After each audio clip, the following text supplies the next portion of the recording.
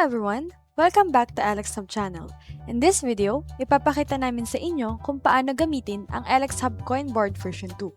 So kung familiar kayo sa aming Coinboard version 1, ito na ngayon yung upgraded version nito. So mas madaming modes at mas madaming features kaming idinagdag. Before we start, konting paliwanag lang kung ano ba ito at saan ito ginagamit. Ang Alex Hub Coinboard version 2 ay isang board na dinisenyo para gamitin sa iba't ibang coin-operated machines tulad ng car wash vendo, helmet vendo, water station at iba pa. Ang board na ito ang nagsisilbing pinakautak ng buong machine. Ito ang responsible sa pagbabasa ng signal mula sa coin acceptor and bill acceptor, pagbilang ng hulog ng coins at pag-convert nito sa tamang credit na gagamitin ng customer. Kapag may sapat ng credit, ito rin ang mag-activate ng relay para magsimula ang service.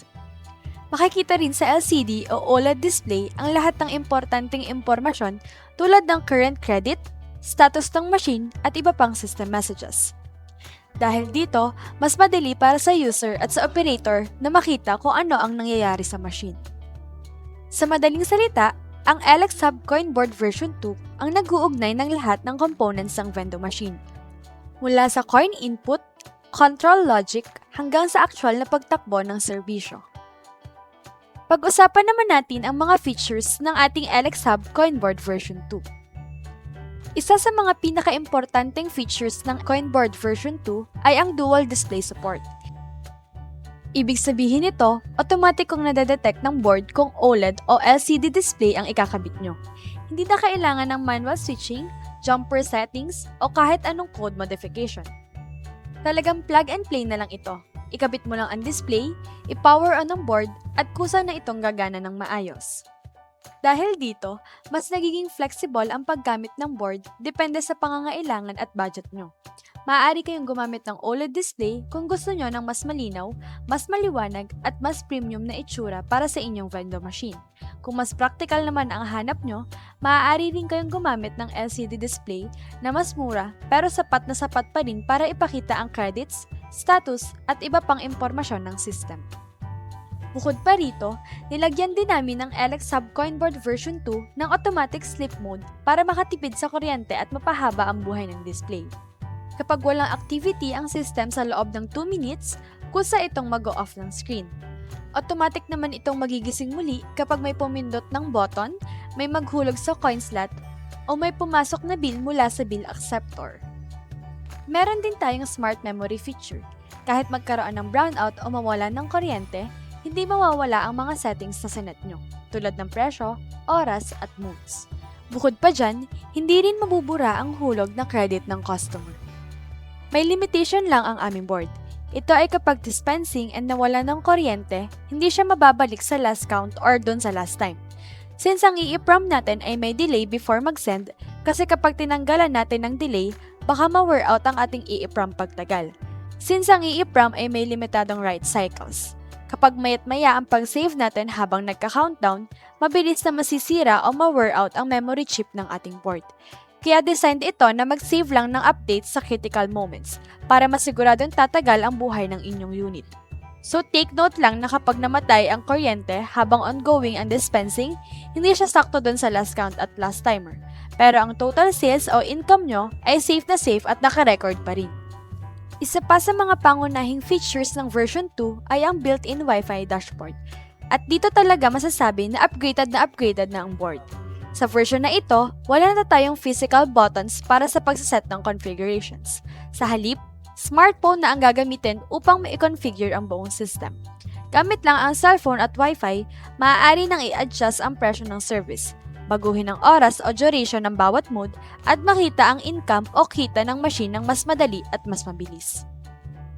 Para ma-access ang web server, kapag binuhay ang Alex Hub Coinboard ay automatic itong mag-broadcast ng sarili nitong Wi-Fi signal. Gamit ang inyong cellphone, kumonekta lamang sa Wi-Fi na may default SSID na Alex Hub Coinboard V2. At ang default password ay admin123. Kapag successful na ang connection, automatic kayong dadalhin sa web server, kung saan ang unang makikita ay ang dashboard ng Mode 1 Coin Counter, dahil ito ang default mode ng system. Sa ibabang bahagi ng dashboard ay makikita ang system settings, kung saan makikita ang list ng mga modes ng Alex Hub Coinboard version 2. Mayroon itong kabuuang 11 modes, kung saan ang Mode 11 ay coming soon pa lamang. Upang magpalit ng mode, piliin lamang ang gustong mode and click the Save and Restart. Matatagpuan din sa System Settings ang Wi-Fi configuration, kung saan maaaring baguhin ang Wi-Fi name o SSID at ang password ng board. Sa new SSID, ilalagay lamang ang nais na pangalan ng Wi-Fi at sa password naman ay required ang minimum na 8 characters. Pagkatapos, click Save and Restart upang mag-apply ang changes.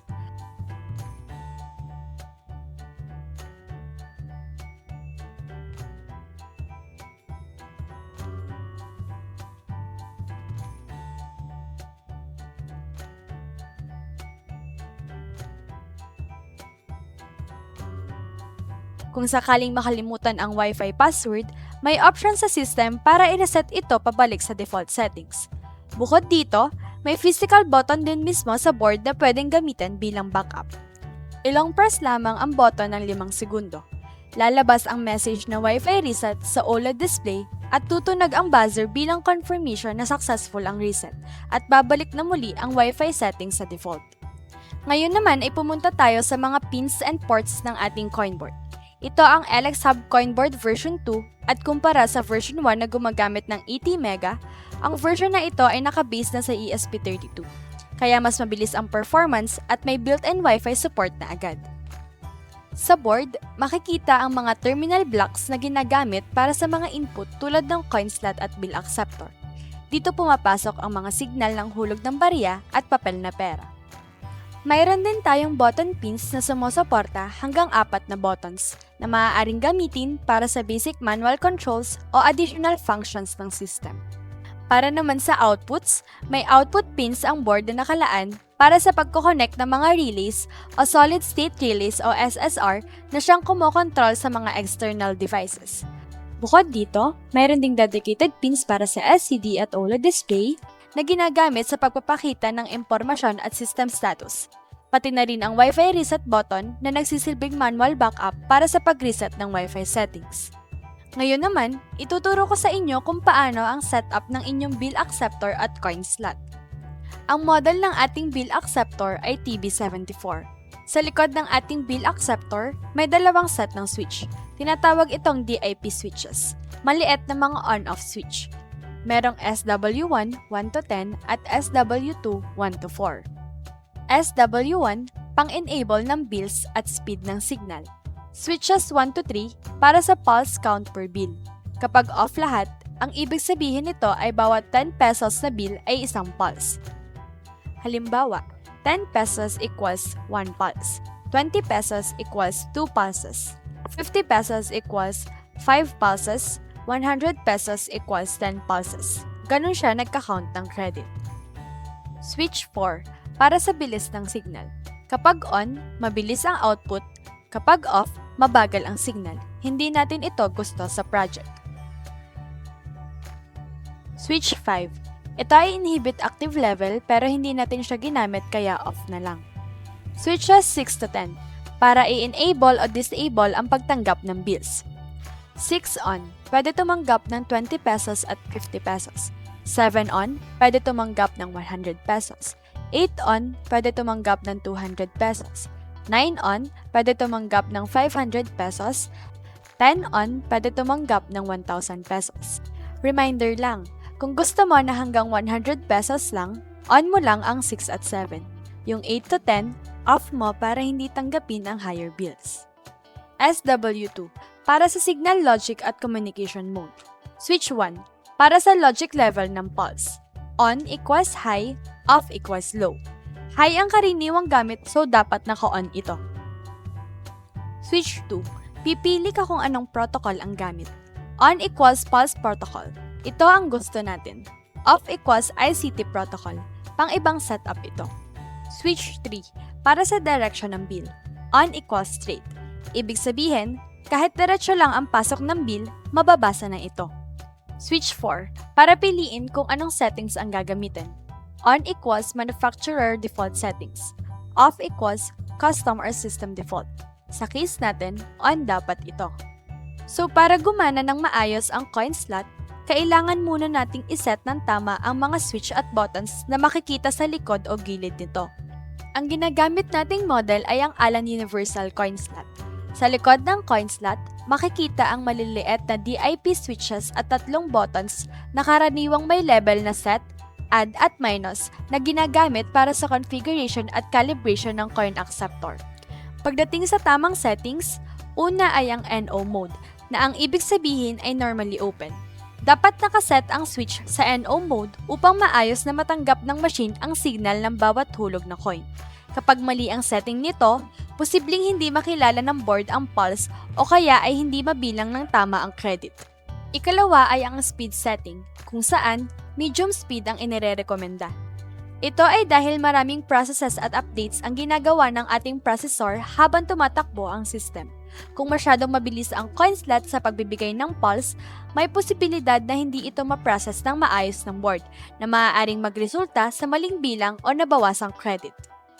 Pulse output. Dapat nakaset sa pulse mode, hindi serial. Ang pulse ay parang on-off signal na naiintindihan ng Arduino o microcontroller. So magsimula tayo sa pagdedemo kung paano gamitin ang mga mode ng LX Hub Coinboard version 2. Simulan natin sa mode 1 ng LX Hub Coinboard version 2 na kilala bilang coin counter mode. So quick explanation lang kung para saan ba ang mode na ito. Sa mode 1, ang machine ay gumagana bilang automatic coin counter. Sa bawat hulog ng coin, kusa itong binibilang ng system.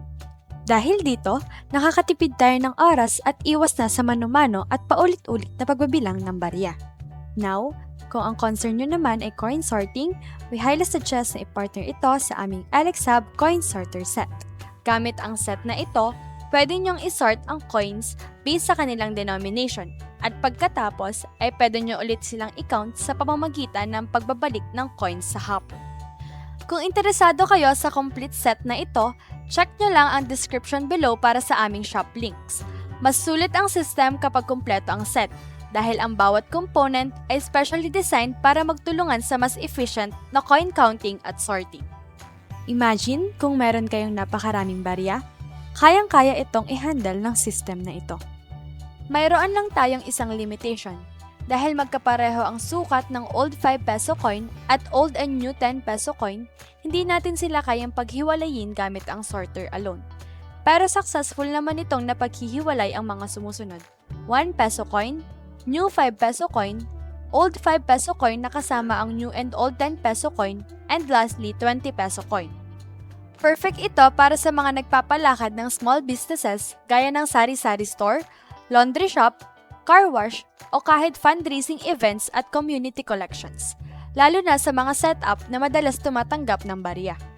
Hindi mo na kailangang mano-manong bilangin at isa-isahing ayusin ang coins. Sa isang pindot lang, automatic na ginagawa ng system ang buong proseso.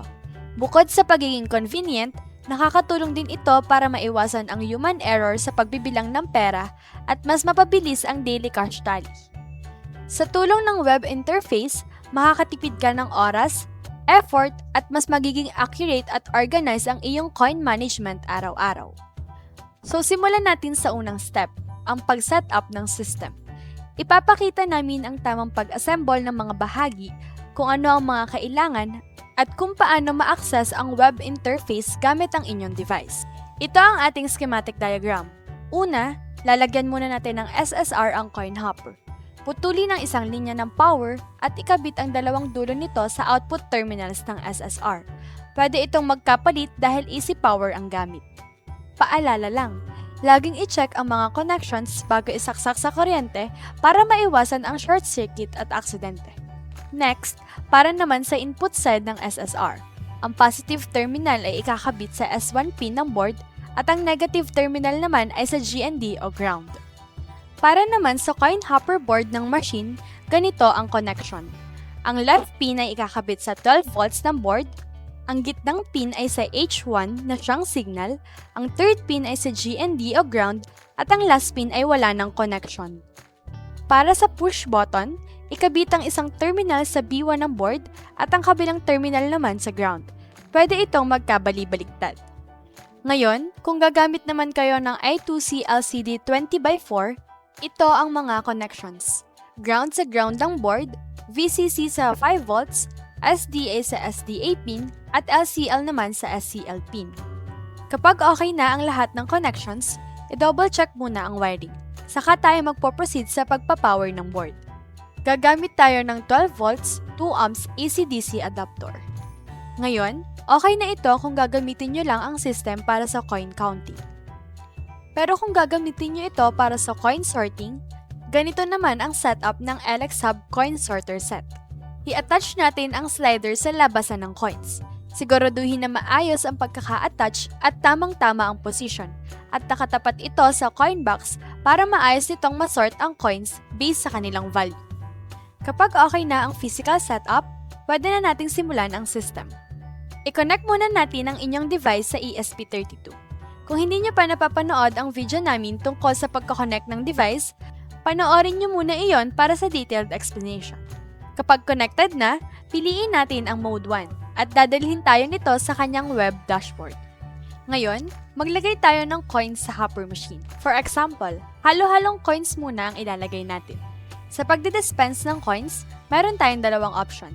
Pwede natin gamitin ang button sa web dashboard o pwede rin ang physical button.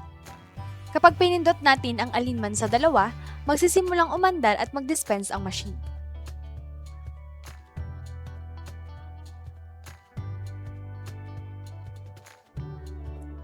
Sa OLED display, makikita natin ang live counting ng coins at ganon din sa web dashboard.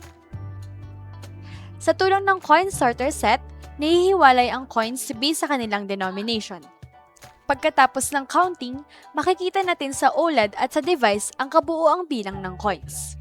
Kung gusto nyo pang magdagdag ng coins na bibilangin ay pwede rin. Ang mga idadagdag na coins ay maa-add sa huling bilang ng coins na na-count natin.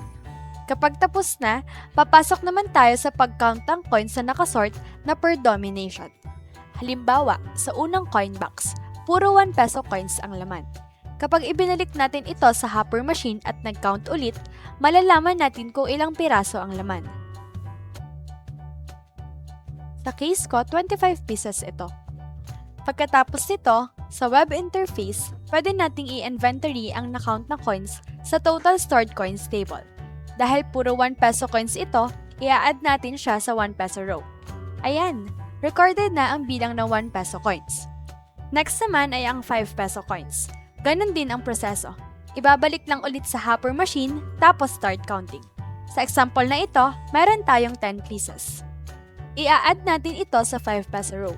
Since 10 pieces times 5 pesos equals 50 pesos, at kanina ay may 25 pesos tayo mula sa 1 peso coins, kaya ang total amount na makikita natin ay 75 pesos. Pagdating naman sa pangatlong slot, dahil gaya ng nabanggit natin kanina, hindi kayang paghiwalayin ng system ang old 5 peso coin at old at new 10 peso coin. Kaya kailangan pa rin itong mano-manong bilangin. Para naman sa 20 peso coins, pwede rin natin silang i-count gamit ang coin hopper machine. Dito naman sa Actions section, meron tayong clear button. Kapag click natin ito, mabubura ang recorded count para sa specific coin denomination. Ganito gumagana ang web dashboard natin. Hindi lang total count ang binibilang, kundi pati na rin ang total amount ng coins. Para naman sa additional features ng system. Una, kapag nag-long press tayo sa dispense button, marireset ang total count na nakadisplay. Mayroon din tayong clear button sa web dashboard para sa parehong function. Pangalawa, kapag umabot na sa 10 seconds at wala pa ring nadedetect na coin ang hoverboard, automatic na titigal ang machine.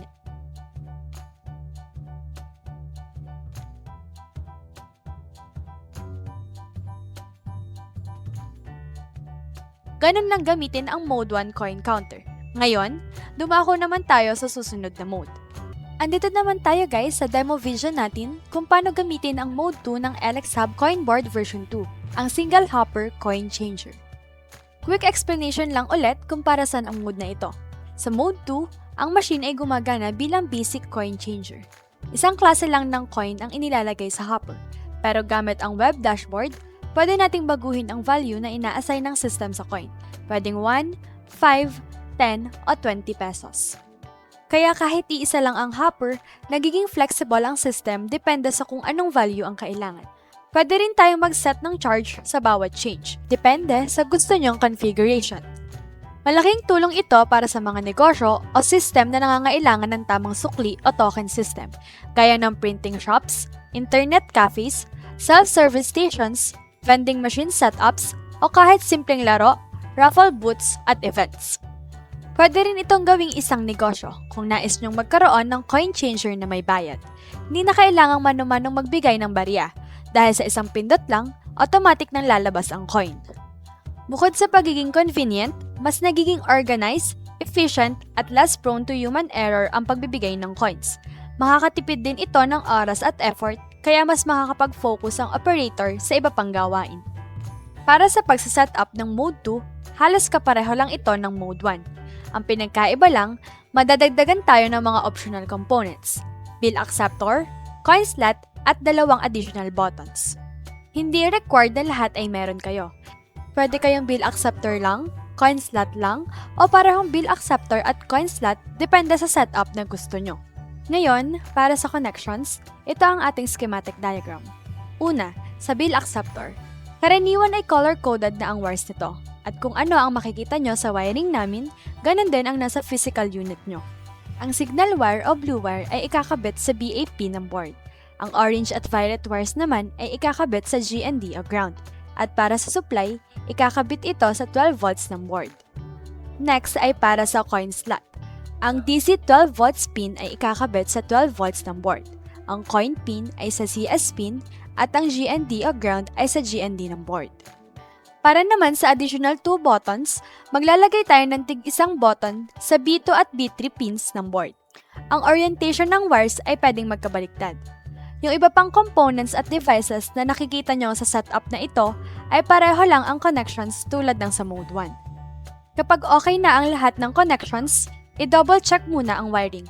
Saka tayo magpo-proceed sa pag-power ng board. Gagamit tayo ng 12 volts 2 ohms AC-DC adapter. Kapag okay na ang physical setup, pwede na nating simulan ang system. I-connect muna natin ang inyong device sa ESP32. Kung hindi nyo pa napapanood ang video namin tungkol sa pag-connect ng device, panoorin nyo muna iyon para sa detailed explanation. Kapag connected na, piliin natin ang Mode 2 at dadalhin tayo nito sa kanyang web dashboard. Ngayon, bago tayo maglagay ng coins sa hopper, kailangan muna natin iset dito sa coin management sa web dashboard kung ano ang value ng coins na ilalagay natin. Halimbawa, puro 1 peso coins ang ilalagay natin. I-drop down lang natin ito, tapos piliin ang 1 peso. Next, ilagay natin yung quantity ng coins. Mas maganda kung counted na yung actual coins bago ilagay sa hopper. Halimbawa, sa case ko, 80 pieces ng 1 peso coins ang ilalagay ko. Itatype ko lang dito sa box yung 80, tapos click sa plus button. Makikita natin na mapupunta na ito sa quantity. Ibig sabihin, naka-record na sa system yung coins na nasa hopper. Kung gusto naman nating bawasan ang quantity, itatype lang ulit yung bilang na ibabawas, tapos click sa minus button.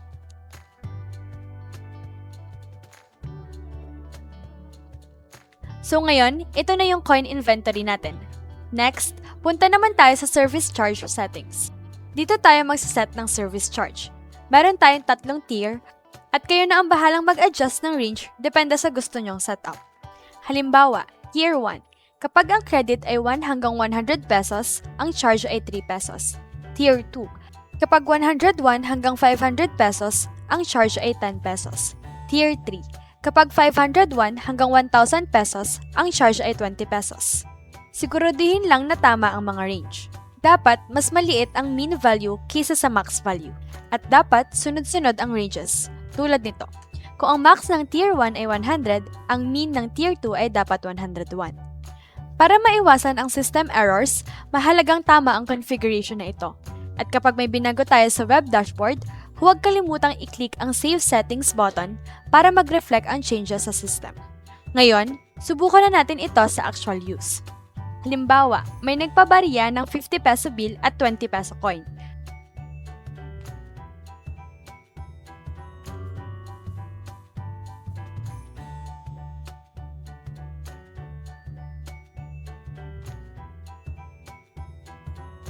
So, ang total credit natin ay 70 pesos. Makikita natin ang credit na ito sa web dashboard at pati na rin sa OLED display. Dahil 1 peso coins ang laman ng hopper, 1 peso coins din ang expected na lalabas. Ang 70 pesos ay pasok sa Tier 1 na nagre-range sa 1 to 100 na may 3 pesos na charge. Kapag pinindot natin ang dispense button, ipapakita muna sa OLED display ang total na madidispense na 67 pesos dahil nabawasan na ng 3 pesos charge. Pagkatapos ng ilang segundo, magsisimula na ang dispensing. Sa web dashboard, marirecord ang total dispense amount na 67 pesos at marirecord din ang total income na 3 pesos. Then again, yung total ng dispense ay amount, hindi pieces ng coins. Dahil nagsimula tayo sa 80 pieces ng 1 peso coins at 67 coins ang na-dispense, 13 pieces na lang ang matitira sa hopper. Ganito gumagana ang coin inventory tracking ng system. Ngayon naman, subukan nating palitan ang coin value. Halimbawa, gawin natin itong 5 pesos. Makikita natin na may lalabas na error message. Ang error ay, charge must be divisible by 5. Lumabas ito dahil may nakaset tayong 3 peso charge na hindi divisible by 5. Kung gawin natin ang charge na 5 pesos, mawawala na ang error. Pero kung gawin naman nating 10 pesos ang coin value, lalabas ulit ang error dahil may 5 peso charge na hindi divisible by 10. So palaging siguraduhin na ang service charge ay divisible ng coin value. Ibalik natin ang coin value sa 5 pesos. Tapos magpabarya tayo ng 200 pesos. Pasok ito sa Tier 2 kaya may 10 pesos na charge.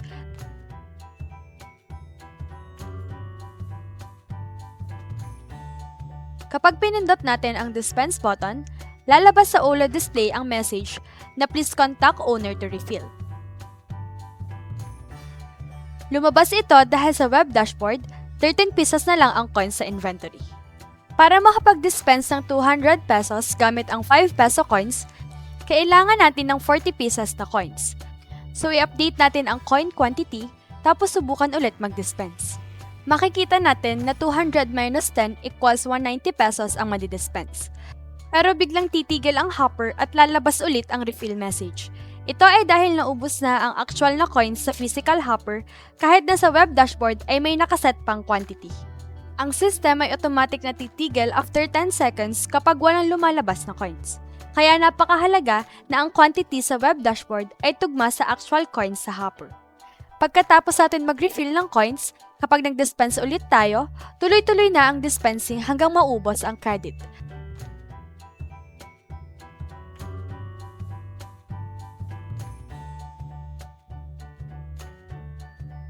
At tulad ng kanina, marirecord ang total dispense at pati na rin ang total income.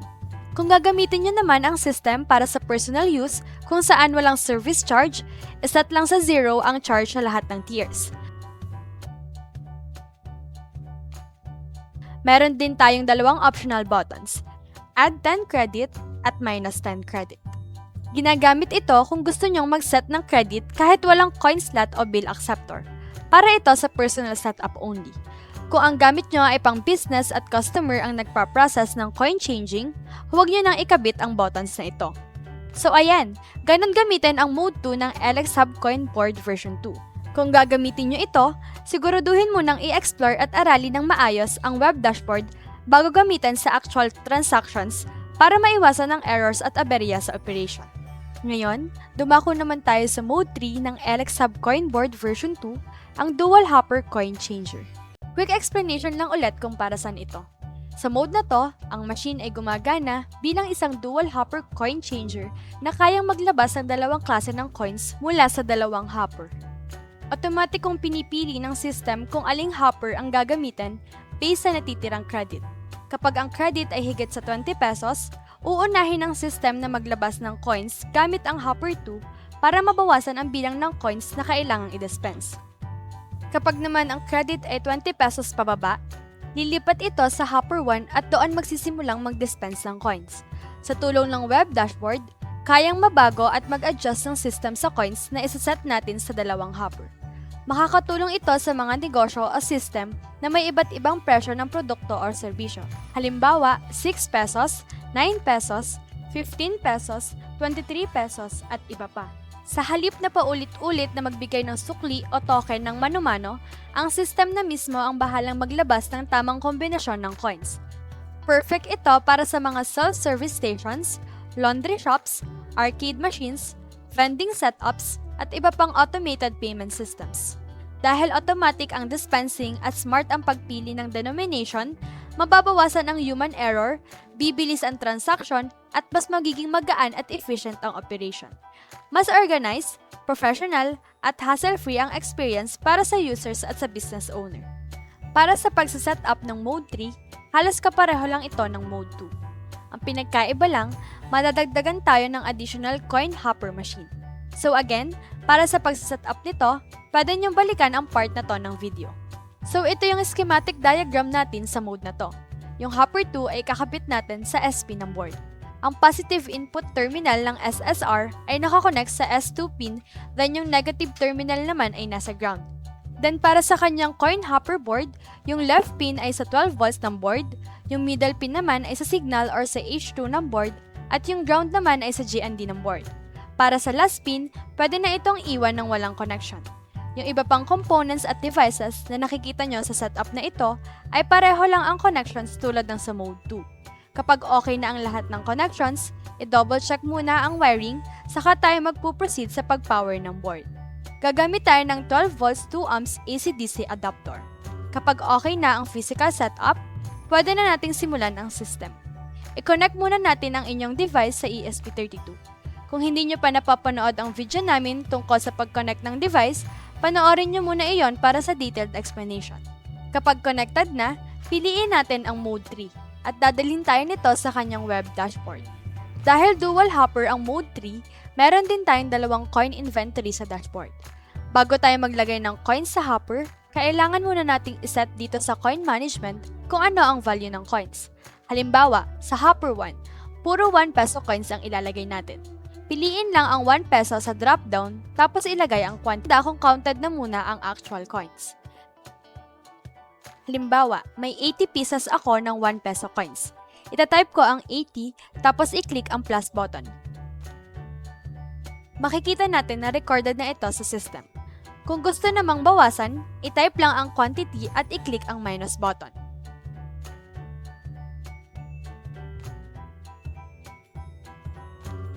Sa hopper 2, ganun din ang gagawin.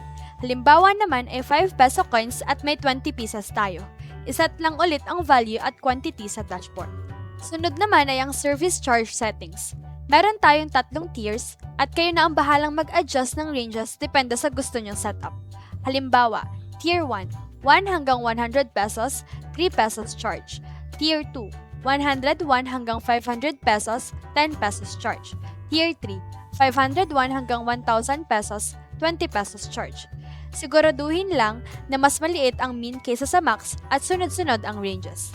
At huwag kalimutang i-click ang Save Settings pagkatapos magbago ng configuration. Ngayon, subukan na natin ito sa actual use.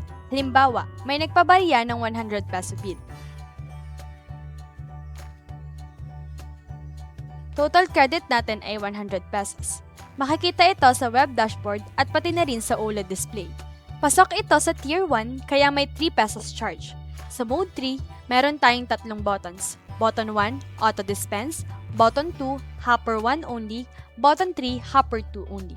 Unahin natin ang Button 1. Kapag pinindot ang Dispense button, ipapakita muna sa OLED ang total na madidispense na 97 pesos dahil nabawasan na ng charge. Pagkatapos ng ilang segundo, magsisimula na ang dispensing. Dahil ang credit ay 97, magsisimula muna ang dispensing sa Hopper 2. Ang laman ng Hopper 2 ay 5 peso coins, kaya magdidispense ito ng 16 pieces, total of 80 pesos. May matitira tayong 17 pesos credit at dahil 20 pesos pababa na ito, lilipat na ang system sa Hopper 1. Magdidispense naman ito ng 17 pesos ng 1 peso coins. Ganon gumagana ang logic ng system. Hopper 2 muna, tapos Hopper 1 kapag mababa na ang credit.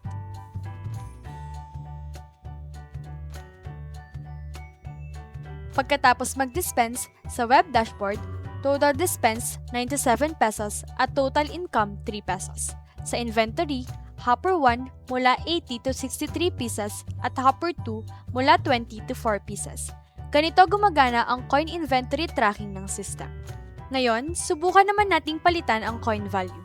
Kapag ginawa nating 5 peso coins ang Hopper 1, lalabas ang error na charge must be divisible by 5. Lumabas ito dahil may nakaset tayong 3 peso charge na hindi divisible by 5. So nalabas ito kapag ang set change natin ay hindi divisible sa coin value na nasa hopper 1. Kung gawin natin ang charge na 5 pesos, mawawala na ang error. So palaging siguraduhin na ang service charge ay divisible ng coin value na nasa hopper 1. So again, sa hopper 1 lang. So since ang charge na 5 pesos ay okay na, itry naman natin baguhin ang coin value ng sa hopper 2. So for example ay 10 peso coins naman. So ayan. And then, magpabarya tayo ng 200 pesos.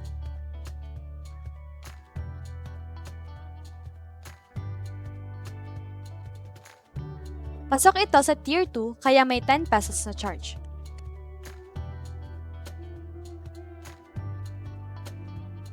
Kapag pinindot natin ang dispense button, lalabas sa OLED display ang message na please contact owner to refill. Lumabas ito dahil sa web dashboard, 4 pieces na lang ang coins dito sa hopper 2. So logic natin, para ma-dispense itong 200 pesos, kailangan ng 18 pieces ng 10 peso coins sa hopper 2 at 4 pieces ng 5 peso coins sa hopper 1. Pero dahil ang hopper 2 natin ay meron na lang 4 pieces na laman, lumalabas ang message na ito. So i-update natin ang coin quantity, tapos subukan ulit mag-dispense. Makikita natin na 200 minus 10 equals 190 pesos ang madi-dispense.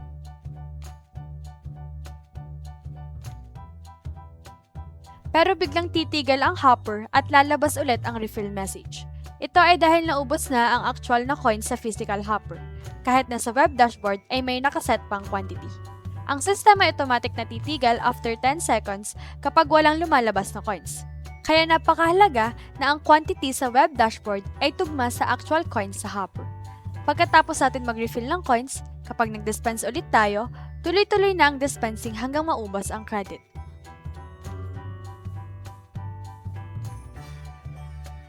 At tulad ng kanina, marirecord ang total dispense at pati ang total income. So ganon ang dispensing logic natin kapag ang first button ang pinindot natin.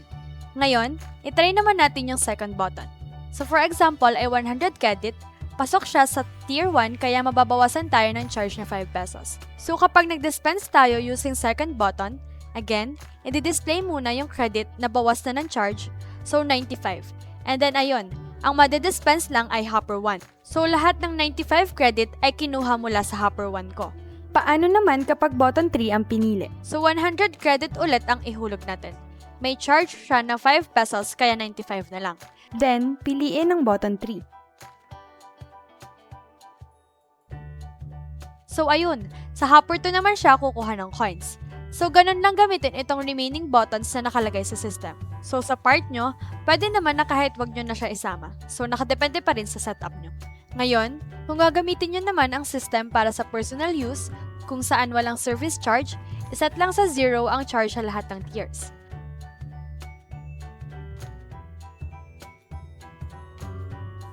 So ayan, ganun gamitin ang Mode 3 ng LX Hub Coinboard version 2. Kung gagamitin nyo ito, siguraduhin mo nang i-explore at aralin ng maayos ang web dashboard bago gamitin sa actual transactions para maiwasan ang errors at aberya sa operation. Ngayon, dumako naman tayo sa Mode 4 ng LX Hub Coinboard version 2, ang Credit Sort Dispenser. Quick explanation lang tayo kung para saan ito. Sa mode na ito, ang machine ay gumagana bilang automatic coin dispenser.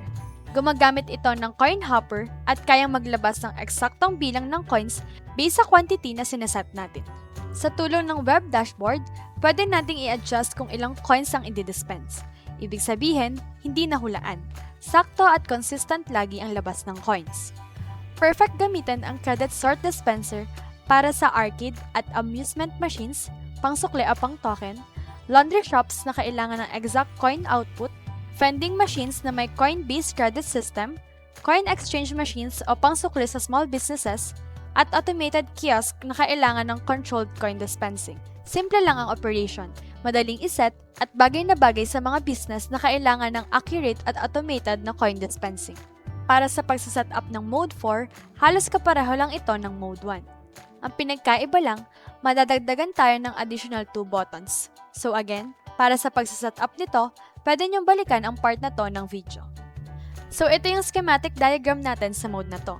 So again, kaparehas lang ito ng mode 1. Kaya ang idadagdag lang natin ay ang button 2 na nakakonect ang isang pin sa bito ng board at yung isang pin sa ground. Next, para sa button 3, nasa B3 and ground ito ng board. But again, optional lamang ang buttons na ito. Kahit yung button 1 lang ang meron kayo, ay gagana pa rin ng maayos ang system. Yung iba pang components at devices na nakikita nyo sa setup na ito, ay pareho lang ang connections tulad ng sa mode 1. Kapag okay na ang lahat ng connections, i-double check muna ang wiring saka tayo magpo-proceed sa pag-power ng board. Gagamit tayo ng 12 volts 2 ohms AC-DC adapter. Kapag okay na ang physical setup, pwede na nating simulan ang system. I-connect muna natin ang inyong device sa ESP32. Kung hindi nyo pa napapanood ang video namin tungkol sa pag-connect ng device, panoorin nyo muna ito para sa detailed explanation. Kapag connected na, piliin natin ang Mode 4 at dadalhin tayo nito sa kanyang web dashboard. Ang web dashboard natin dito guys ay madali lang gamitin. Dahil nga isang Hopper machine lang ang gamit natin sa Mode 4, meron din tayong dedicated coin inventory para sa Hopper na ito. Dito sa Hopper remaining coins, real-time nating natatrack kung may laman pa ba ang Hopper o kailangan na itong i-refill. So halimbawa, maglalagay ako ng 100 pieces ng coins sa Hopper. Itatype ko lang dito sa refill input ang 100 tapos pindutin yung add button. Ayun, mare-record ka agad sa system yung coins na nilagay natin. Next naman, punta tayo sa auto dispense amount. Dito natin isa-set kung ilang coins ang palaging ilalabas ng system kada dispense. So halimbawa, gusto natin ng 20 pieces. I-type lang yung 20, tapos pindutin yung set. Makikita natin dito yung message na vendor shows 20 pieces, pressing button dispenses this amount. Ibig sabihin, sa bawat press ng button, 20 pieces ng coins ang ilalabas ng machine. Ngayon, itry na natin mag-dispense. May dalawang paraan. Pwede dito mismo sa web dashboard o kaya gamit yung physical button ng device.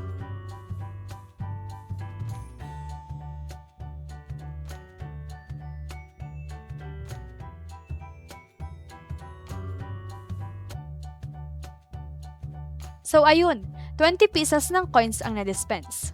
Important reminder lang guys, pieces ng coins ang sinasat natin dito, hindi value. So kung puro 10 peso coins ang laman ng Hopper, 20 pieces ng 10 peso coins ang lalabas. Mapapansin nyo rin sa OLED display, after mag-dispense ng 20, after a few seconds, di-display ulit yung 20. Ibig sabihin, every transaction, fixed pa rin sa 20 pieces ang ilalabas niya. Ngayon, balik tayo sa coin inventory sa web dashboard. Since 20 yung nabawas, mula sa 100, 80 coins na lang ang natitira. So real-time talaga nating namomonitor ang laman ng Hopper. Try naman natin palitan. Halimbawa, gawin nating 10 pieces. Set lang natin sa dashboard and then dispense ulit.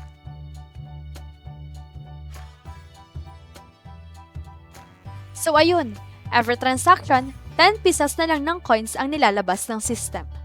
So yung button 2, kapag pinindot natin, so ayun, madadagdagan ng 10 yung credit na i-dispense. Then kapag yung third button naman, ay mababawasan ng 10. So basically, add and minus button siya para maset natin sa desired quantity ang credit na ilalabas. Bali kanina, ang nakaset sa akin ay 10. So ini-adjust natin sa button at ginawa nating 30. So kapag nag-dispense ako at naubos na yung credit, so babalik ulit sa original credit na 10. So kumbaga, ang palagi pa rin pagbabasehan ay yung nakaset sa web dashboard. If ever naman na pinalaki natin yung credit, for example 100, then gusto natin i-reset siya sa original natin na sinet, so ganito lang ang gagawin. Ilalang press lang yung first button. So ayun, babalik na siya sa original. Then kapag naman halimbawa ang nakaset natin na credit to dispense ay 20, tapos ang laman na lang ng Hopper ay 10, then nag-dispense tayo, so lalabas sa OLED ang refill message. Then what if naman madami ang coins na nakalagay sa web dashboard pero sa physical Hopper pala wala na? So for example, 20 ang credit, then ang laman ng machine ay 10 na lang.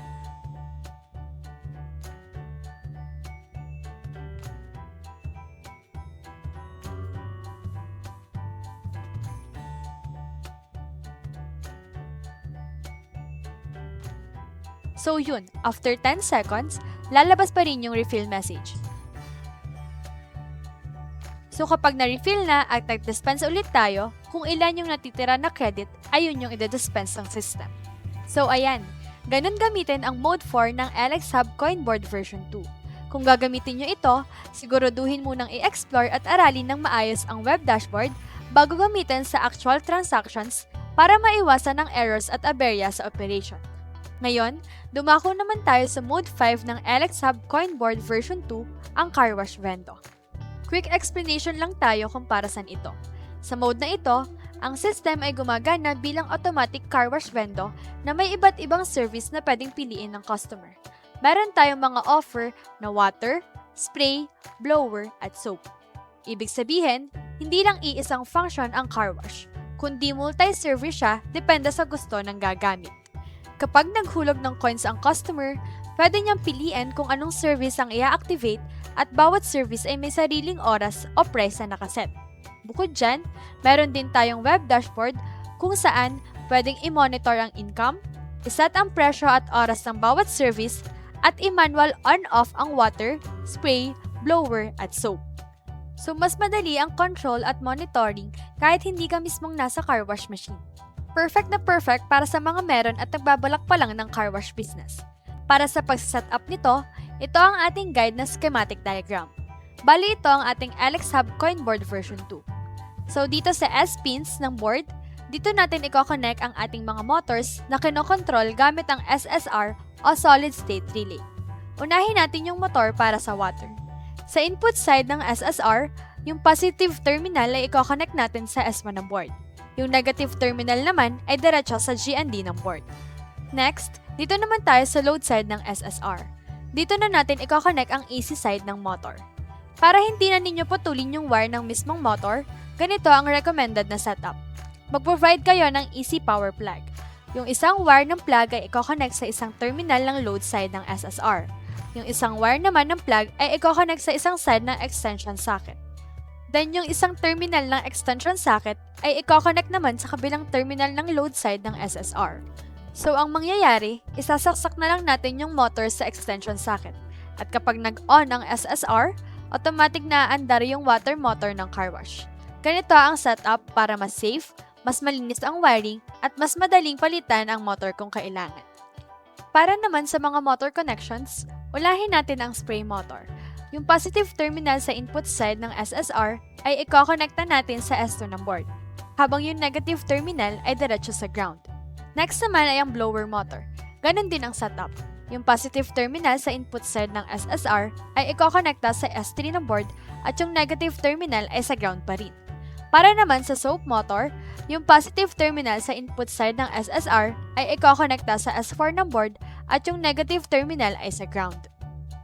Ngayon, para sa load side ng mga SSR, pare-pareho lang ang connection nito, katulad ng setup natin sa water motor. Ibig sabihin, ganon din ang wiring na gagawin natin para sa spray motor, blower motor, at soap motor para sa load side ng SSR. Next, punta naman tayo sa mga buttons. Meron tayong 4 na buttons, at lahat ito ay nakakabit sa B-pins ng board. Yung first button ay sa B1, second button sa B2, third button sa B3, at yung fourth button ay sa B4. Then para naman sa coin slot connection, yung DC 12 volts pin ng coin slot ay i-connecta natin sa 12 volts ng board.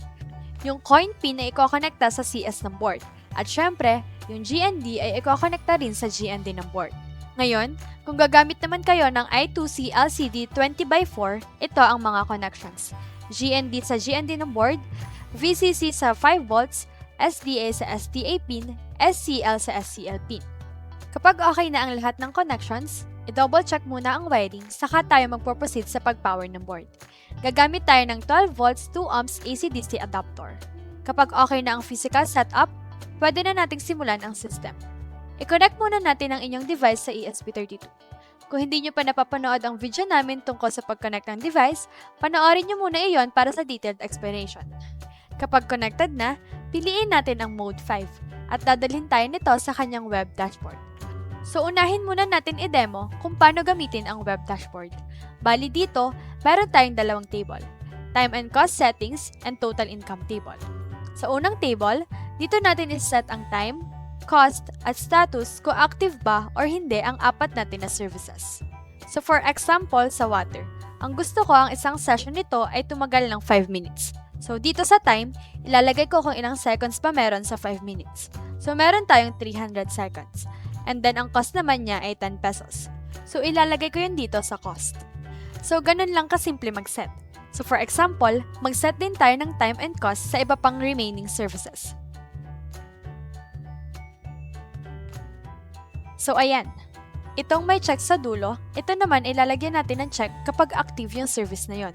Halimbawa, may offer ako na blower, so lalagyan ko siya ng check. Pero kung wala naman, pwede ko siyang alisin. So kapag okay na, mahalagang paalala na every time may changes tayo na gagawin sa setting, palaging pindutin ang Save Settings button. So once maset na natin sa web dashboard ang time and cost ng mga services, dito sa OLED ay nakikita din natin yung cost per service. So reflected na yung ginawa natin na changes. So dahil okay na, simulan natin ang demo. So dito guys, since wala tayong setup ng car wash vendo, gagamit muna kami ng 4 na bulb na siyang magsisilbing load.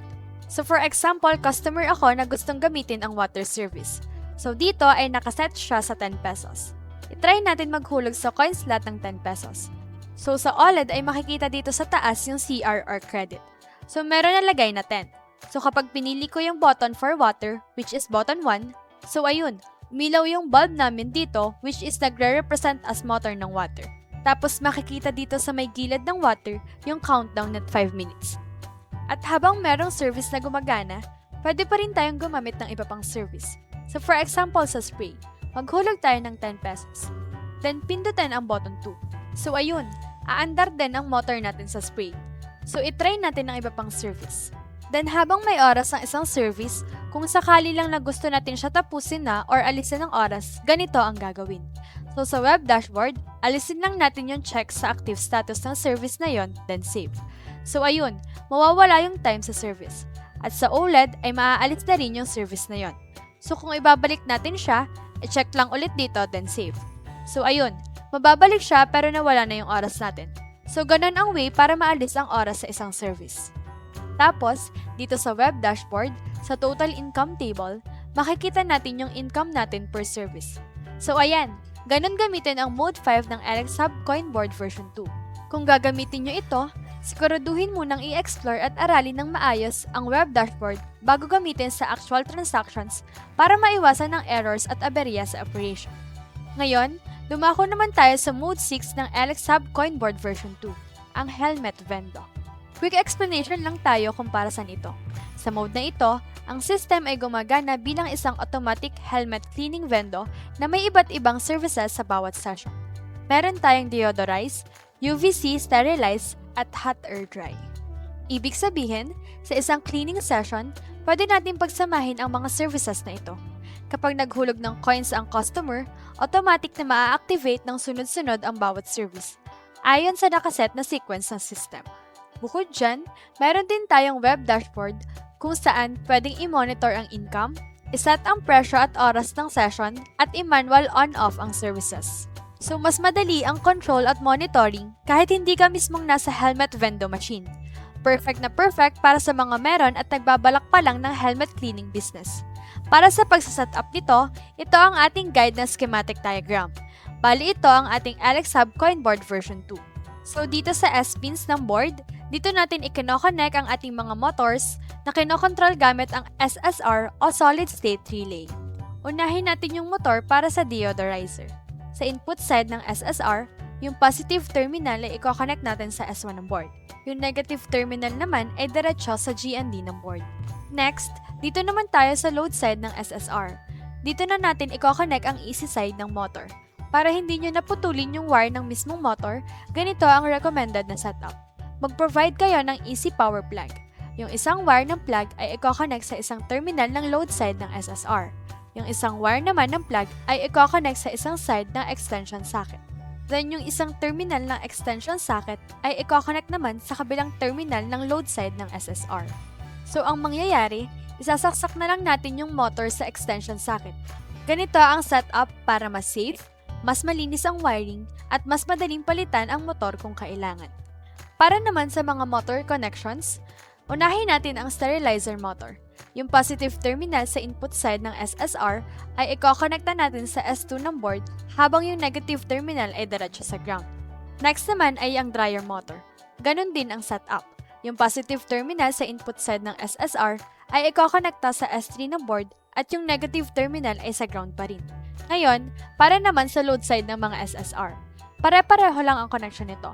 katulad ng setup natin sa deodorizer motor. Ibig sabihin, ganun din ang wiring na gagawin natin para sa sterilizer motor at dryer motor sa load side ng SSR. Next, punta tayo sa button. So meron lang tayong isa na nakakonect sa B1 at GND ng board.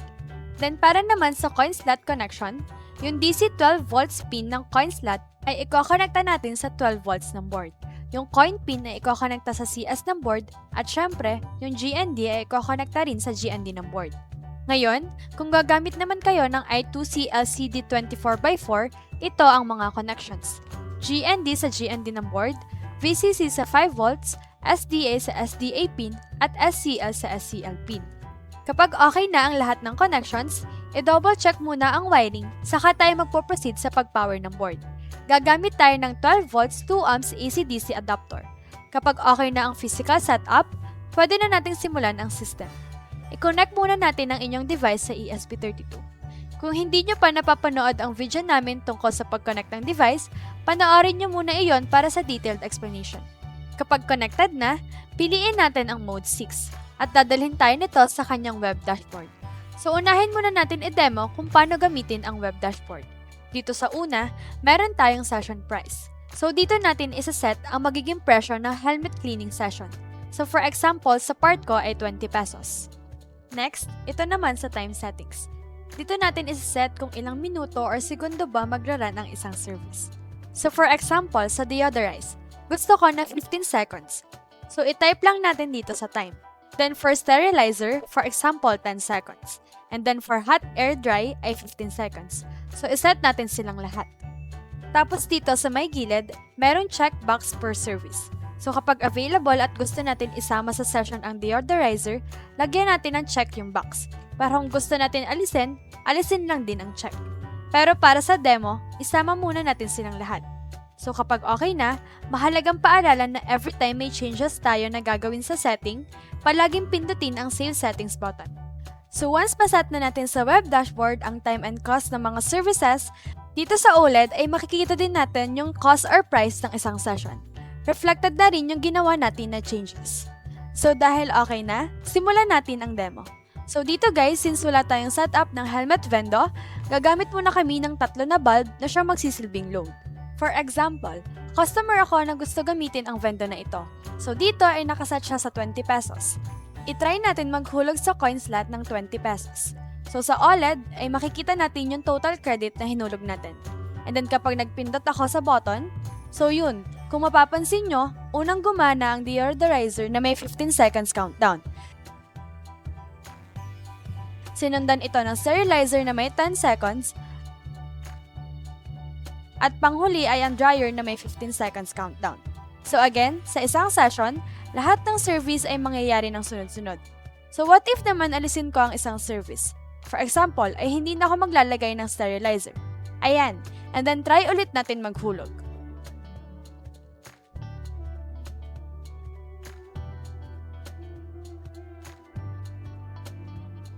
So ayun, sunod-sunod pa rin ang services tapos na-skip lang yung sterilizer. Tapos dito sa web dashboard, meron tayong record ng total income. So dahil kanina ay nakadalawang gamit tayo, meron na tayong 40 pesos income since 20 per session ang price natin. So ayan, ganun gamitin ang Mode 6 ng Alex Hub Coinboard version 2. Kung gagamitin nyo ito, siguraduhin munang i-explore at aralin ng maayos ang web dashboard bago gamitin sa actual transactions para maiwasan ng errors at aberya sa operation. Ngayon, dumako naman tayo sa Mode 7 ng Alex Hub Coinboard version 2, ang charging station. Quick explanation lang tayo kung para saan ito. Sa mode na ito, ang system ay gumagana bilang isang automatic charging station na mayroong 10 available slot na pagpipilian. Kapag naghulog ng coins ang customer, automatic na magkakaroon ng charging time ang napili niya na slot. Bukod dyan, mayroon din tayong web dashboard kung saan pwedeng i-manage ang lahat ng charging slots, iset ang oras ng kada coin, at ma-monitor ang income per slot. So mas madali ang control at monitoring kahit hindi mo nabantayan ang station. Perfect na perfect para sa mga meron at nagbabalak pa lang ng charging station business.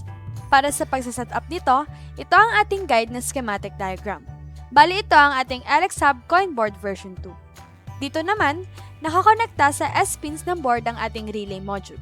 Dahil kayang i-handle ng system ang hanggang 10 charging slots, gagamit tayo ng 8-channel relay module. Ibig sabihin, 8 lang muna ang kayang i-control na load gamit ang isang relay module. Pero kung gusto nyong isagad hanggang 10, pwede naman kayong magdagdag ng isa pang relay module. Para naman sa power supply ng relay module. Mahalagang nakabukod ang power supply nito at hindi kinukuha ang 5 volts mula sa LX Hub coin board. Kaya gagamit tayo ng external DC power supply. Ganito ang magiging connection.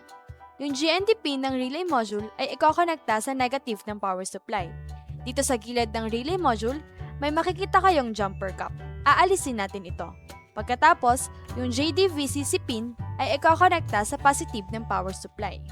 Pwede kayong gumamit ng female DC barrel jack adapter at 5 volts DC na supply. Bukod pa rito, mahalaga rin na yung VCC pin na katabi ng IN pins ay ikokonekta natin sa 5 volts ng coin board. Kung may additional relay module pa kayo, siguraduhin na may sarili rin itong external power supply. Kapag okay na ang power connections, punta naman tayo sa IN pins. IN1 sa S1 ng board, IN2 sa S2 ng board, IN3 sa S3 ng board, at tuloy-tuloy lang ito hanggang IN8 sa S8 ng board. Kung magdadagdag pa kayo ng relay module, IN1 ng second relay sa S9 ng board at IN2 ng second relay sa S10 ng board. Next naman, punta tayo sa load side ng relay. Dito, gagamit tayo ng 12-volt charging module. Ganito ang magiging setup. Sa bawat isang channel ng relay, maglalagay tayo ng isang charging module. Yung negative terminal ng charging module ay ikokonekta natin sa COM ng relay. Yung positive terminal ng charging module ay ikokonekta natin sa 12 volts terminal ng LX Hub coin board. Tapos yung NC ng relay module o yung normally closed terminal ay ikokonekta natin sa GND terminal ng coin board. Para naman sa iba pang relay channels, pareho lang din ang connection na gagawin natin. So dahil okay na tayo dito, next naman ay ang buttons. Meron tayong dalawang buttons na gagamitin. Yung unang button ay nakakabit sa B1 at GND ng board. Samantalang, yung second button naman ay nakakabit sa B2 at GND. Ang purpose ng mga buttons na ito ay para makapaglipat-lipat tayo at makapili ng charging slot na pagsasaksakan. Then para naman sa coin slot connection, yung DC 12 volts pin ng coin slot ay ikokonekta natin sa 12 volts ng board. Yung coin pin ay ikokonekta sa CS ng board. At syempre, yung GND ay ikokonekta rin natin sa GND ng board. Ngayon, kung gagamit naman kayo ng I2C LCD 20x4, ito ang mga connections. GND sa GND ng board, VCC sa 5 volts, SDA pin, at SCL sa SCL pin. Kapag okay na ang lahat ng connections, i-double check muna ang wiring. Saka tayo magpo-proceed sa pag-power ng board. Para sa power ng board, gagamit tayo ng 12 volts 2 amps AC-DC adapter. Since possible sa system ang hanggang 10 na charging slot, kapag ginamit nyo sila lahat at naka-experience kayo ng voltage drop dahil sa overload supply, pwede kayong gumamit ng power supply na may mataas na current. Kapag okay na ang physical setup, pwede na nating simulan ang system. I-connect muna natin ang inyong device sa ESP32. Kung hindi nyo pa napapanood ang video namin tungkol sa pag-connect ng device, panoorin nyo muna iyon para sa detailed explanation. Kapag connected na, piliin natin ang Mode 7 at dadalhin tayo nito sa kanyang web dashboard. So unahin muna natin i-demo kung paano gamitin ang web dashboard. Dito sa unang part ng web dashboard, makokontrol natin ang activity ng bawat slot. So for example, 8 lang yung slot na inilagay ko sa system. Pwede kong i-deactivate yung 2 slot na hindi ko gagamitin. May option din tayo dito na activate all at deactivate all para sa mas mabilis na process. Next naman, dito tayo sa time settings. Dito natin sineset kung ilang minuto ang katumbas ng bawat coin denomination. Pwede nating itakda kung ilang minuto para sa 1 peso, 5 peso, 10 peso at 20 peso. Kapag okay na ang mga values, mahalagang paalala, sa tuwing may babaguhin tayo sa settings, huwag kalimutang pindutin ang Save Settings button. Then dito sa may bandang baba, makikita naman natin ang slot income. Dito natin mamamonitor kung magkano ang kinikita ng bawat slot. Makikita rin natin kung alin ang madalas gamitin at alin ang bihira. So ayun lang naman para sa web dashboard natin. So dahil okay na tayo dito, simulan na natin ang demo. Since wala tayong actual na charging station setup, gagamit muna tayo ng 4 na bumbilya na magsisilbing load. Demo purposes lang ito para ipakita kung paano gumagana ang system. 4 lang yung ginamit namin dito, pero again, pwede nyo i-maximize hanggang 10 slot. For example, customer ako na gustong mag-charge ng cellphone. Dito sa OLED, may option akong pumili ng slot na gusto kong gamitin. Gamit ang dalawang buttons, pwede ako mag-next at preview sa mga available slots. Halimbawa, slot 3 ang napili ko. Makikita natin sa OLED ang text na insert coin. So kapag naghulog ako ng piso, lalabas na yung countdown ng oras.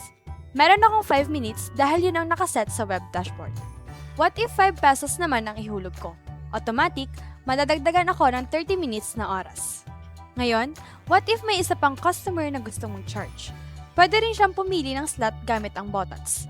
Dahil may oras na yung ibang slots, kailangan niyang pumili ng slot na wala pang oras. Halimbawa, slot 1. Ganun lang ulit ang proseso. Pumili ng available slot at saka maghulog ng coins. Importante lang tandaan na maghulog lang ng coins kapag nakapili na ng available slot. What if naman gusto kong alisin yung oras sa isang slot? Halimbawa dito sa slot 2, nilagyan natin ng maraming oras. Bilang may-ari ng machine, gusto ko itong i-reset. Ang gagawin ko lang ay babalik sa web dashboard, i-deactivate yung slot na gusto kong alisan ng oras, tapos i-activate ulit. Kapag inactivate ko ulit siya, mawawala na yung oras ng slot. At dito naman sa income table, dito natin makikita ang lahat ng na-record na income per slot. At meron din tayong total income ng buong system. So ayan, ganun gamitin ang Mode 7 ng Alex Hub Coinboard version 2. Kung gagamitin nyo ito, siguraduhin munang i-explore at aralin ng maayos ang web dashboard bago gamitin sa actual transactions para maiwasan ang errors at aberya sa operation. Ngayon, dumako naman tayo sa Mode 8 ng Alex Hub Coinboard version 2, ang water dispensing vendor. Quick explanation lang tayo kung para saan ito. Sa mode na ito, ang system ay gumagana bilang isang automatic water dispensing vendor na mayroong 4 na klase na pwedeng iset at pagpilian.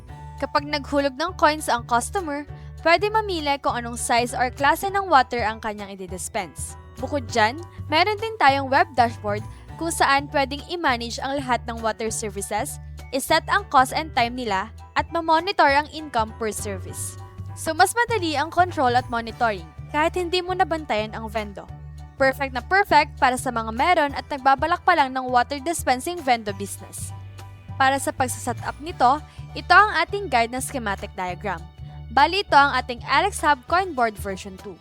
So ang sentro ng system natin ay ang Alex Hub Coinboard version 2. Dito ay gagamit tayo ng one-channel relay module para makontrol yung load. Para sa control side ng relay, ganito ang connections. Yung signal pin ng relay ay nakakabit sa S1 ng Coinboard. Yung VCC ay nakakabit sa 5 volts ng board. At yung GND ay nakakabit din sa GND ng board. Ngayon naman, punta tayo sa load side ng relay. Ang gagamitin nating load dito ay isang 12 volts pump. Ganito ang wiring niya. Yung positive terminal ng pump ay diretso sa 12 volts output ng Coinboard. Yung negative o ground ng pump ay nakakabit sa COM terminal ng relay module. Tapos yung NC o normally closed ng relay ay nakakabit sa GND ng Coinboard. Next, punta naman tayo sa mga buttons. Meron tayong 4 na buttons at lahat ito ay nakakabit sa B pins ng board. Yung first button ay sa B1, second button sa B2, third button sa B3, at yung fourth button ay sa B4. Then para naman sa coin slot connection, yung DC 12 volts pin ng coin slot ay ikokonekta natin sa 12 volts ng board. Yung coin pin ay ikokonekta sa CS ng board at syempre yung GND ay ikokonekta rin sa GND ng board. Ngayon, kung gagamit naman kayo ng I2C LCD 20x4, ito ang mga connections. GND sa GND ng board, VCC sa 5 volts, SDA sa SDA pin, at SCL sa SCL pin. Kapag okay na ang lahat ng connections, i-double check muna ang wiring saka tayo magpo-proceed sa pag-power ng board. Gagamit tayo ng 12 volts 2 ohms AC-DC adapter. Kapag okay na ang physical setup, pwede na nating simulan ang system. I-connect muna natin ang inyong device sa ESP32. Kung hindi nyo pa napapanood ang video namin tungkol sa pag-connect ng device, panoorin nyo muna iyon para sa detailed explanation. Kapag connected na, piliin natin ang Mode 8 at dadalhin tayo nito sa kanyang web dashboard. So unahin muna natin i-demo kung paano gamitin ang web dashboard. Meron tayong 3 part dito. Una ay ang service cost settings. Dito natin masaset ang name ng water service. Ginawa namin na hindi fixed para pwede nyo palitan kung ano man ang gusto nyo. So for example, ang service 1 ko ay gawin kong small cup. Then sunod ay medium cup. Sunod ay big cup. Then last ay gallon. So pwede nyo baguhin depende sa gusto nyo na angkop sa setup nyo. Next naman ay ang cost nila. So for example, sa maliit na cup, mas mura, then habang nalaki, na mahal. So iset natin. And then dito sa gilid ay meron checkbox. So kapag active or available ang isang service, lalagyan natin siya ng check. Pero kung hindi naman, ay aalisin natin ito. So ayun lang for this part. Dito naman sa second part, dito natin isiset ang oras per service. So for example, since yung una ko ay small cup lang, pwede ko na iset na 3 seconds lang gagana yung aking water pump. Then halimbawa, lagyan ko ng 500 milliseconds. So itong sa oras guys ay kayo ang magte-test.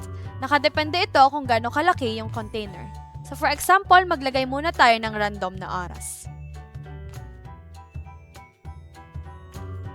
Kapag okay na ang mga values, mahalagang paalala sa tuwing may babaguhin tayo sa settings, huwag kalimutang pindutin ang Save Settings button. And then dito sa may bandang baba, makikita naman natin ang total income. Dito natin mamamonitor kung magkano ang kinikita ng bawat services. Makikita rin natin kung alin ang madalas gamitin at alin ang bihira. So ayun lang naman para sa web dashboard natin. So dahil okay na tayo dito, simulan na natin ang demo. Since wala tayong actual na water dispensing vendor, gagamit muna tayo ng bumbilya na magsisilbing load. Demo purposes lang ito para ipakita kung paano gumagana ang system. So for example, customer ako na gustong bumili ng small cup of water. So dito ay nakaset siya sa 1 peso. I-try natin maghulog sa coin slot ng piso. So sa OLED ay makikita dito sa taas yung CR o credit. So meron nalagay na piso. So kapag pinili ko yung button for small cup of water, which is button 1, so ayun, umilaw yung bulb namin dito which is nag-represent as motor ng service 1. Tapos, makikita dito sa OLED yung countdown ng oras. So sa nakaset sa web dashboard ay 3.5 seconds lang, kaya ganun lang din kabilis yung countdown. So itry naman natin ng other type. So for example, itong big cup. 5 pesos siya, so maghulog tayo ng 5 pesos. So madi-display ang ating credit, then pindutin ang third button. Then ayun, a-under na ulit ang ating pump. Then itry natin yung gallon size, so ganun pa rin ang process. Since isa lang yung water pump natin dito, strictly 1 service at a time lang tayo.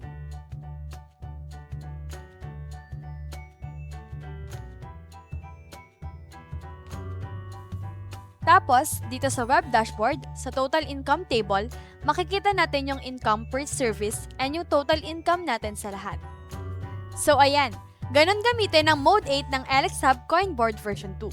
Kung gagamitin nyo ito, siguraduhin munang i-explore at aralin ng maayos ang web dashboard bago gamitin sa actual transactions para maiwasan ang errors at aberya sa operation. Ngayon, dumako naman tayo sa Mode 9 ng LXHub Coinboard version 2, ang Liquid Dispensing Vendor. Quick explanation lang tayo kung para saan ito. Sa mode na ito, ang system ay gumagana bilang isang automatic liquid dispensing vendor na mayroong 4 na klase na pwedeng iset at pagpilian. Kapag naghulog ng coins ang customer, pwede mamili kung anong klase ng liquid ang kanyang i-dispense. Bukod dyan, mayroon din tayong web dashboard kung saan pwedeng i-manage ang lahat ng liquid product services, iset ang cost and time nila, at ma-monitor ang income per service. So mas madali ang control at monitoring kahit hindi mo nabantayan ang vendor. Perfect na perfect para sa mga meron at nagbabalak pa lang ng liquid dispensing vendor business. Para sa pagsaset-up nito, ito ang ating guide na schematic diagram. Bali ito ang ating LXHub Coinboard version 2. So ang sentro ng system natin ay ang LXHub Coinboard version 2. Dito ay gagamit tayo ng 4-channel relay module para makontrol yung load. Para sa power supply ng relay module, mahalagang nakabukod ang power supply nito at hindi kinukuha ang 5 volts mula sa LXHub Coinboard.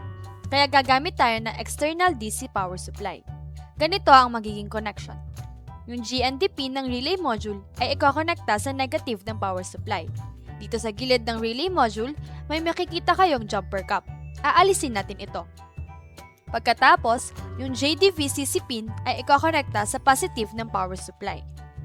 Pwede kayong gumamit ng female DC barrel jack adapter at 5 volts DC na supply. Bukod pa rito, mahalaga rin na yung VCC pin na katabi ng IN pins ay ikokonekta natin sa 5 volts ng Coinboard. Kapag okay na ang power connections, Punta naman tayo sa IN pins. IN1 sa S1 ng board, IN2 sa S2 ng board, IN3 sa S3 ng board, at IN4 sa S4 ng board. Next naman, punta tayo sa load side ng relay. Dito natin ikokonekta ang 4 na pump motor. Ganito ang magiging setup. Isang motor bawat isang channel ng relay. Dito sa unang channel na K1, ikokonekta natin ang pump motor para sa liquid product 1. Ang connections ay ganito. Yung negative terminal ng motor ay ikokonekta sa COM terminal ng relay. Yung positive terminal ng motor ay ikokonekta sa 12 volts terminal ng LX Hub coin board. Tapos yung NC o normally closed ng relay ay ikokonekta sa GND terminal ng coin board. Sa next channel, ilalagay naman natin ang pump motor for product 2. Pareho lang ang wiring nito sa pump ng product 1. Sa third channel, dito naman ang pump motor for product 3. Same connection din. Sa fourth channel, ilalagay natin ang pump motor for product 4. Ganon pa rin ang wiring. Next, punta naman tayo sa mga buttons. Meron tayong 4 na buttons at lahat ito ay nakakabit sa B-pins ng board. Yung first button ay sa B1, second button sa B2, third button sa B3, at yung fourth button ay sa B4. Then para naman sa coin slot connection, yung DC 12 volts pin ng coin slot ay ikokonekta natin sa 12 volts ng board. Yung coin pin ay ikokonekta sa CS ng board, at syempre, yung GND ay ikokonekta rin sa GND ng board. Ngayon, kung gagamit naman kayo ng I2C LCD 20x4, ito ang mga connections. GND sa GND ng board, VCC sa 5 volts, SDA sa SDA pin, at SCL sa SCL pin. Kapag okay na ang lahat ng connections, i-double check muna ang wiring saka tayo magpo-proceed sa pag-power ng board. Para sa power ng board, gagamit tayo ng 12 volts 2 ohms AC-DC adapter.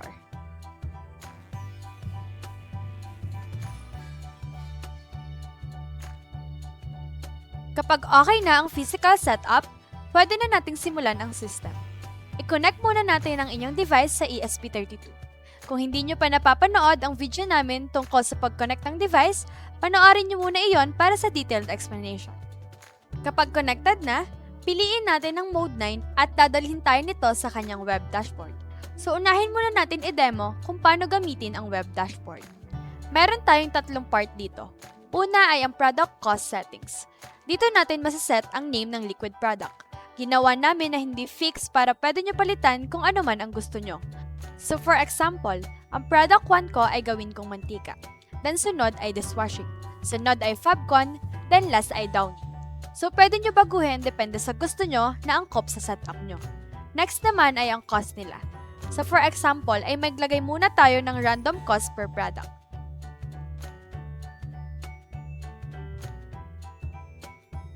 And then dito sa gilid ay meron checkbox. So kapag active or available ang isang product, lalagyan natin siya ng check. Pero kung hindi naman, ay aalisin natin. So ayun lang for this part. Dito naman sa second part, dito natin isa-set ang oras per product. So for example, sa mantika ako ay 5 seconds. Then halimbawa, lagyan ko ng 500 milliseconds. So itong sa oras guys ay kayo ang magte-test. Nakadepende ito sa type ng liquid nyo and syempre sa magiging container. So for example, maglagay muna tayo ng random na oras para sa iba pang product. Kapag okay na ang mga values, mahalagang paalala, sa tuwing may babaguhin tayo sa settings, huwag kalimutang pindutin ang Save Settings button. And then dito sa may bandang baba, makikita naman natin ang total income. Dito natin mamamonitor kung magkano ang kinikita ng bawat product. Makikita rin natin kung alin ang madalas gamitin at alin ang bihira. So ayun lang naman para sa web dashboard natin. So dahil okay na tayo dito, simulan na natin ang demo. Since wala tayong actual na liquid dispensing vendor, gagamit muna tayo ng 4 na bumbilya na magsisilbing load.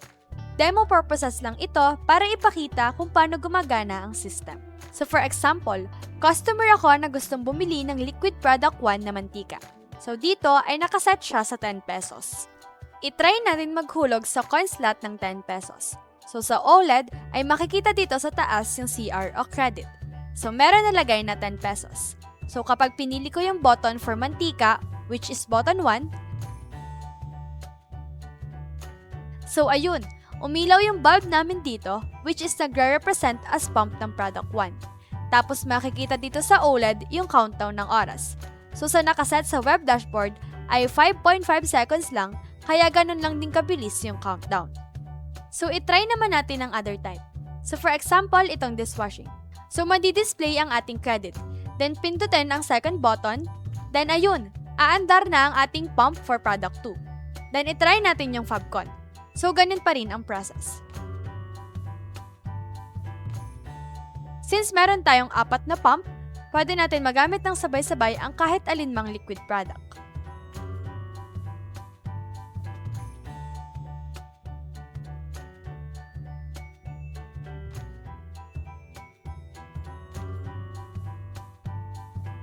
Tapos, dito sa web dashboard, sa total income table, makikita natin yung income natin per product and yung total income natin sa lahat. So ayan, ganun gamitin ang Mode 9 ng LX Hub Coinboard version 2. Kung gagamitin nyo ito, siguraduhin mo nang i-explore at aralin ng maayos ang web dashboard bago gamitin sa actual transactions para maiwasan ang errors at aberya sa operation.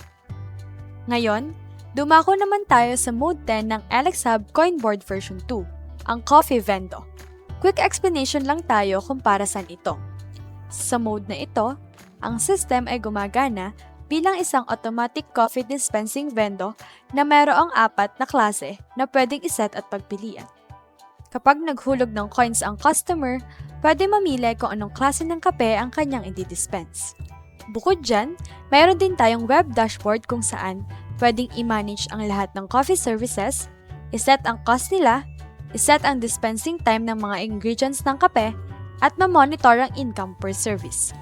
So, mas madali ang control at monitoring kahit hindi mo nabantayan ang vendo. Perfect na perfect para sa mga meron at nagbabalak pa lang ng coffee vendo business. Para sa pagsaset-up nito, ito ang ating guide na schematic diagram.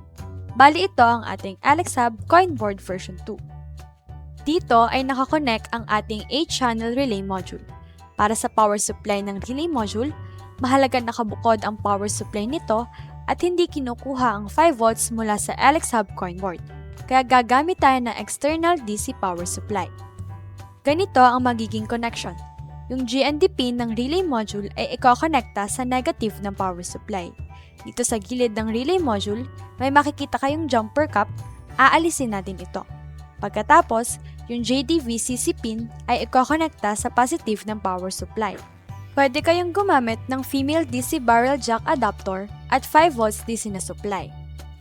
Bukod pa rito, mahalaga rin na yung VCC pin na katabi ng IN pins ay ikokonekta natin sa 5 volts ng board. Kapag okay na ang power connections, punta naman tayo sa IN pins. IN1 sa S1 ng board, IN2 sa S2 ng board, IN3 sa S3 ng board, at tuloy-tuloy lang ito hanggang IN6 sa S6 ng board. Next naman, punta tayo sa load side ng relay. Dito natin ikokonekta ang 6 na motors na nagre-represent ng ating mga ingredients. Ganito ang magiging setup. Isang motor bawat isang channel ng relay. Dito sa unang channel na K1, ikokonekta natin ang motor para sa water. Ang connections ay ganito. Ang negative terminal ng motor ay ikokonekta sa COM terminal ng relay. Yung positive terminal ng motor ay ikokonekta sa 12 volts terminal ng LX Hub Coinboard. Tapos yung NC o normally closed ng relay ay ikokonekta sa GND terminal ng Coinboard. Sa next channel, ilalagay naman natin ang Choco Powder motor. Pareho lang ang wiring nito sa water motor. Sa third channel, dito naman ang Coffee Powder motor. Same connection din. Sa fourth channel, ilalagay natin ang Sugar Powder motor. Ganon pa rin ang wiring. Sa 5th channel, ito naman ang milk powder motor. Same setup pa rin. At sa pang-6 at huling channel, ikokonekta natin ang panghalo o beeper motor. Ito ang motor na responsible sa paghalo ng ingredients pagkatapos ma-dispense. Next, punta naman tayo sa mga buttons. Meron tayong 4 na buttons at lahat ito ay nakakabit sa B-pins ng board. Yung first button ay sa B1, second button sa B2, third button sa B3, at yung fourth button ay sa B4. Then para naman sa coin slot connection, yung DC 12 volts pin ng coin slot ay ikokonekta natin sa 12 volts ng board. Yung coin pin ay ikokonekta sa CS ng board. At syempre, yung GND ay ikokonekta rin sa GND ng board. Ngayon, Kung gagamit naman kayo ng I2C LCD 20x4, ito ang mga connections. GND sa GND ng board, VCC sa 5 volts, SDA sa SDA pin, at SCL sa SCL pin. Kapag okay na ang lahat ng connections, i-double check muna ang wiring, saka tayo magpo-proceed sa pag-power ng board. Para sa power ng board, gagamit tayo ng 12 volts 2 amps AC-DC adapter.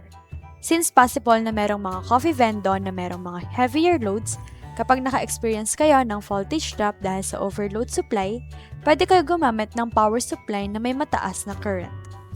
Kapag okay na ang physical setup, pwede na nating simulan ang system.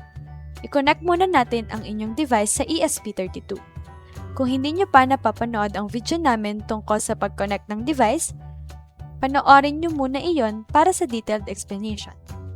Kapag connected na, piliin natin ang Mode 10 at dadalhin tayo nito sa kanyang web dashboard. So unahin muna natin i-demo kung paano gamitin ang web dashboard. Meron tayong tatlong parts dito at ang una ay ang coffee cost settings. Service 1 Choco, Service 2 Black, Service 3 Milk, Service 4 Brown. Sa part na ito rin natin isiset ang presyo ng bawat coffee. Sa gilid, makikita natin ang checkbox. Kapag check, ibig sabihin, available o active yung coffee. Kapag uncheck, ibig sabihin, disabled o hindi mo na siya pwede piliin. So ayun lang para sa first part ng coffee cost settings. Next naman ay ang second part. Dito natin isaset ang oras ng paglabas ng bawat ingredient. For example, sa water. Gusto natin na 3.5 seconds lang siyang maglalabas ng tubig. So ilagay natin, seconds 3, milliseconds 500. Important reminder, ang mga oras na ito ay kayo mismo ang magte-test at mag-a-adjust. Depende sa lakas ng motor, laki ng hose, at klase ng ingredient. At take note, ingredient timing lang ito. Hindi pa ito yung actual na recipe ng kape. Medyo nakakalito sa una, pero ganito lang ang concept. Ang bawat coffee type ay binubuo ng kombinasyon ng ingredients na may kanya-kanyang oras. Dito na papasok yung mapping ng sunod-sunod ng coffee type. So ayan ang mapping ng mga motors natin for ingredients.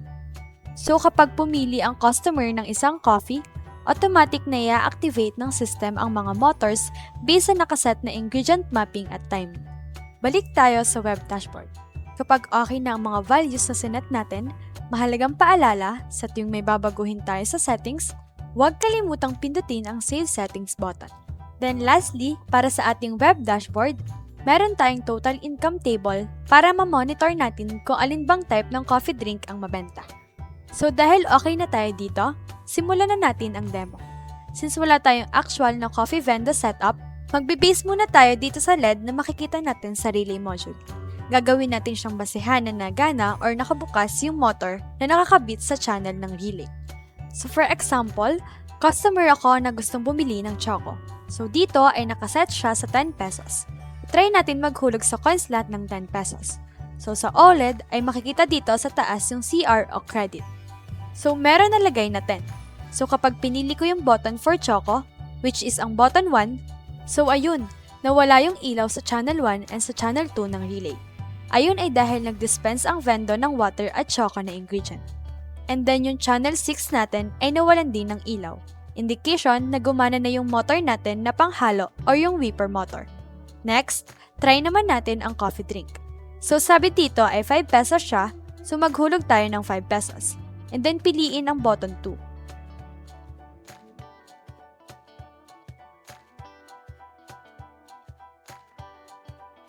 And then ayun, nabuhay naman ang channel ng relay for water, which is nasa channel 1, coffee na nasa channel 3, at sugar na nasa channel 4. And also, hindi mawawala ang whipper na nasa channel 6. So, one at a time lang ang pwede nating i-dispense dito sa ating coffee vendor. Tapos, dito sa web dashboard, sa total income table, makikita natin yung income natin per coffee drink and yung total income natin sa lahat. So, ayan, ganun gamitin ang Mode 10 ng RxHub Coinboard version 2. Kung gagamitin nyo ito, siguraduhin munang i-explore at aralin ng maayos ang web dashboard, lalong-lalo na yung mapping ng mga motor ingredients sa kada type ng kape bago gamitin sa actual transactions para maiwasan ang errors at aberya sa operation. At dito na natatapos ang demo video natin guys ng 10 modes ng Alex Hub Coinboard version 2. Again, bago nyo gamitin ang modes na pipiliin nyo, siguraduhin na naaral at na-test nyo ang inyong setup ng web dashboard at actual physical setup. Open din kami sa mga questions, concerns, and suggestions since napakarami pa ng pwedeng maging improvements sa board na ito. Again, this is Alex Hub, empowering up your businesses. Thanks for watching!